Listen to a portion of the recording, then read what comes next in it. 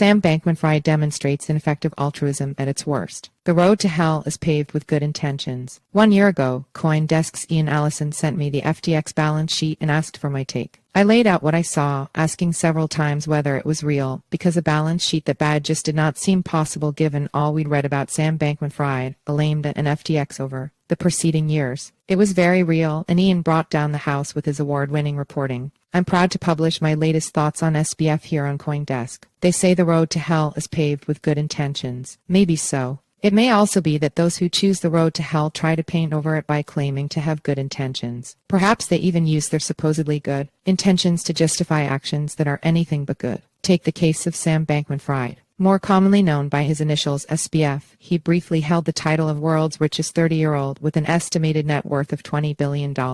His fame rose as he pledged to pursue effective altruism by donating most of this wealth to popular causes. These good intentions were a major part of the publicity campaign that differentiated his company from its competitors. Cory Klippsten is the CEO of Bitcoin financial services firm Swan.com. However, the road SBF took to obtain his riches and pursue his proclaimed good intentions was one filled with extreme carelessness and negligence, and likely also fraud. Today, his fortune is wiped out, and he faces criminal charges that could result in over 100 years of jail time. All of the well-intentioned benefits he pledged have instead been replaced by terrible damage to the lives of his customers. This would be a short cautionary story but for one curious fact. Despite the wreckage he caused and the accompanying failure to do good, there remain numerous voices sympathetic to SBF. Chief among them is well-known author Michael Lewis. Throughout his new book on SBF and FTX, Going Infinite, he paints a portrait of SBF as a misunderstood genius whose intentions were pure. On his book tour, Lewis has continued his sympathetic depictions, saying things like this on MSNBC, "I think of him as a creature of modern finance. At almost any period in history, he's like a high school physics teacher." If Lewis is correct, he should be indicting modern finance wholesale. After all, SBF, by skipping the effort of honestly earning the money he gave away or which he spent on lavish properties, celebrity endorsements, stadium naming rights, and sponsorships of extravagant galas, never actually performed a genuinely altruistic deed. Instead, his intentions led to him committing dirty deeds. Is this what personifies modern finance? In spending money that was never his in the first place on good causes, SBF defaulted on the most important prerequisite for being generous, having something of yours to be generous with. How can his actions elicit sympathy instead of outrage? It appears to come down to a growing view that honest work required to provide a service is not as important as altruistic pledges. Had SBF made it a priority to run a legitimate and responsibly managed business that earned honest profits, he would not have become the 41st richest American according to Forbes. He also would not have garnered the unearned admiration he bought with stolen money.